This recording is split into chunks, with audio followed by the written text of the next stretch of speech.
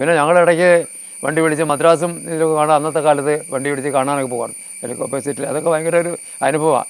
Ambassador car പിടിച്ച് മൈസൂർ വനത്തിൽ കൂടെ കൂടിയാണ് എപ്പോ സിറ്റിലെ ഞങ്ങൾ എല്ലാ ഫാമിലിയൊക്കെ കൂടി അങ്ങനെ പോയി വന്ന അനുഭവമുണ്ട്. പുതിയ ഈ തലമുറയ്ക്ക് ഈ എപ്പോ സിറ്റിയെ പറ്റി ഒന്നും അറിയാൻ പാടില്ല, ഒന്നും അറിയില്ല. ഇതെന്നാ തുടങ്ങിയ ഏതാണെന്നൊന്നും അറിയാൻ പാടില്ല. അപ്പോൾ ഞാൻ പറഞ്ഞു ഇങ്ങനെയാണ് കമ്പനി. അവർ അത്ഭുതത്തോടു കൂടി കേട്ടിരുന്നു. അവിടെ വെർട്ടിക്കൽ ബോറിംഗ് മെഷീൻ്റെ അടുത്തും അതുപോലെ തന്നെ ഹൊറിസോണ്ടൽ ബോറിങ്ങിൻ്റെ അടുത്ത് നിന്ന് മൊബൈലിൽ ഫോട്ടോ എടുത്തു. ആ ഫോട്ടോ ഒക്കെ എൻ്റെ ഇപ്പോൾ മൊബൈലിൽ പകർത്തിയിട്ടുണ്ട്. അപ്പോൾ ഇതൊന്നും ഇപ്പോഴത്തെ പുതിയ തലമുറയ്ക്ക് അറിയില്ല. ഇപ്പോൾ വെച്ചിട്ട് മദ്രാസ് മരണങ്ങളെ അത് അവിടെ ജീവിച്ച എന്നെപ്പോലുള്ള അതുപോലെ എൻ്റെ ഭാര്യയൊക്കെ അറിയാം. അത് വേറൊരു കാര്യം എന്ന് വെച്ചാൽ പ്രത്യേകത പറയും, അവിടുന്ന് ഇങ്ങോട്ട് വരാൻ ഭാര്യയ്ക്ക് അത്ര ഇഷ്ടമല്ല. അതും അവിടുത്തെ അത്ര സുന്ദരമായ ജീവിതമാണ്. ഇവിടെ വന്നു കഴിഞ്ഞാൽ ഇവിടുത്തെ ഒരു നാട്ടിൻപുറത്തെ ജീവിതമല്ലേ. അപ്പോൾ ഞാൻ ദിവസം മറ്റത് അങ്ങനെയല്ല, വളരെ സൗകര്യമാണ്. അവിടുത്തെ കുറച്ചൊരു ഇതുണ്ടാവില്ല അങ്ങനെ.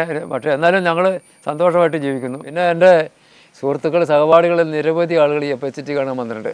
സന്തോഷം. അന്നത്തെ കാലത്ത് കോളേജിൽ നിന്നും എഞ്ചിനീയറിംഗ് കോളേജിൽ നിന്നൊക്കെ FHT കാണാൻ നിരവധി ആളുകൾ FHT വരും. ഉദ്യോഗമുണ്ടല്ലേ, കൊച്ചിനില്ല.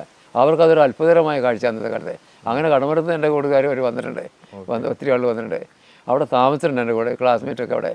അതൊക്കെ അവർക്കത് തിരിച്ചു വരുമ്പോൾ ഷാണ്ടിയുടെ ഒരു കാര്യം പറഞ്ഞാൽ അവർ നല്ല വിദ്യാഭ്യാസമുള്ള സാറന്മാരൊക്കെയാണ് പറയുന്നത്. ഓ ഇത്രയും നല്ല ജോലി നിനക്ക് കിട്ടിയിട്ട് ഞങ്ങൾ ഇത്ര പഠിച്ചിട്ട് എന്താ പ്രയോജനം എന്ന് ചോദിക്കാറുണ്ട്. അതൊക്കെ ഒരു ആത്മസംതൃപ്തി കിട്ടുന്ന കാര്യമാണ്.